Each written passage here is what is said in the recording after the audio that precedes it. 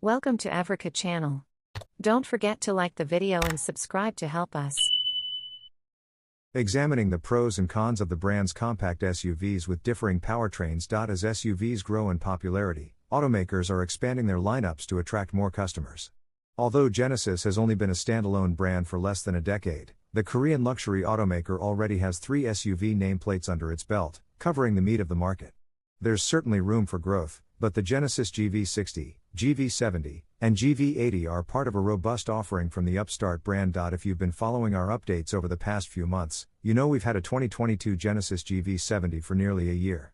We've spent close to 20,000 miles driving our 2022 SUV of the year, going on epic adventures like our trip to Texas and back during the holidays and visiting a few of California's hallmarks. But how does the gas-powered GV70 compare to the smaller, similarly priced all-electric GV60? Is the electric SUV a better option? Which is the one to buy? With its smaller body and more powerful drivetrain, you'd think the 429 horsepower GV60 is the sportier model of the two, especially when you compare the top-of-the-line performance model with the 375 horsepower GV70 Sport Prestige and its 3.5-liter twin-turbo V6. And you'd be right. Our long-term GV70 reached 60 miles per hour in a respectable 5.4 seconds, but the dual-motor GV60 got the job done in 3.6 seconds, sheesh. In the quarter mile, the big sibling crossed the line in 14.0 seconds at 99.8 miles per hour, while the electric SUV did so in 12.1 seconds at 113.2 miles per hour. Straight-line acceleration isn't everything, though. Despite being slower than the GV60, the GV70 feels more dynamic on the road, leaning into corners with more emotion and providing lots of feedback from its steering. The GV60, on the other hand, isn't quite as engaging, but its small body allows it to feel like a hot hatch, conveying less body roll and more oomph. Its low center of gravity also allows the driver to enter the corners with more confidence.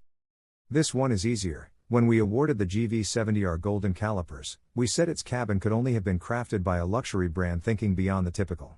And it's not just us who think the GV70's interior is beautiful. Friends and family members have been dazzled by the quality of materials and overall design of our long-term model. The GV60 also has nice traits, but it's easier to see a familial resemblance to its Hyundai and Kia cousins, the Ioniq 5 and EV6.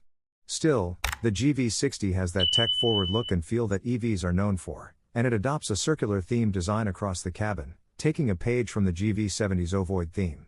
There's no question the GV60's materials feel and look nicer than those found in the Ioniq 5 or EV6, but the GV70's interior is stellar and unique, a step beyond its electric sibling. It's hard to talk about value in the luxury world, but if there's a luxury brand known for offering more for less, it's Genesis. The Korean automaker has quality products that are generally a cut above the competition but lower priced, and the GV70 and GV60 aren't exceptions. The 2023 Genesis GV70 AWD starts at $44,275, which is several $1,000 less than the GV60's $60,415 starting price, before any applicable EV incentives, and serves as Genesis entry-level SUV. Although both models come well equipped from the start, the GV70 offers more with its 300 horsepower base 2.5-liter turbocharged i4 and tons of standard features. That doesn't mean the GV60 is behind. With 314 horsepower from its standard dual-motor all-wheel drive system and 248 miles of range, it puts up a good fight against any EV competitor. These SUVs compete in different segments, but buyers interested in Genesis design, technology, and value will likely cross-shop them. Both fit the same number of passengers, and despite their differing traits, they have a lot of similarities. But if it was our money to spend, we'd stick with our long-term GV70 3.3T Sport Prestige. We still have a few months left with it, and we'll continue to go on more adventures until its time is up in the Motor Trend fleet. We have come to the end of the video. Don't forget to like the video and subscribe to our channel to help us.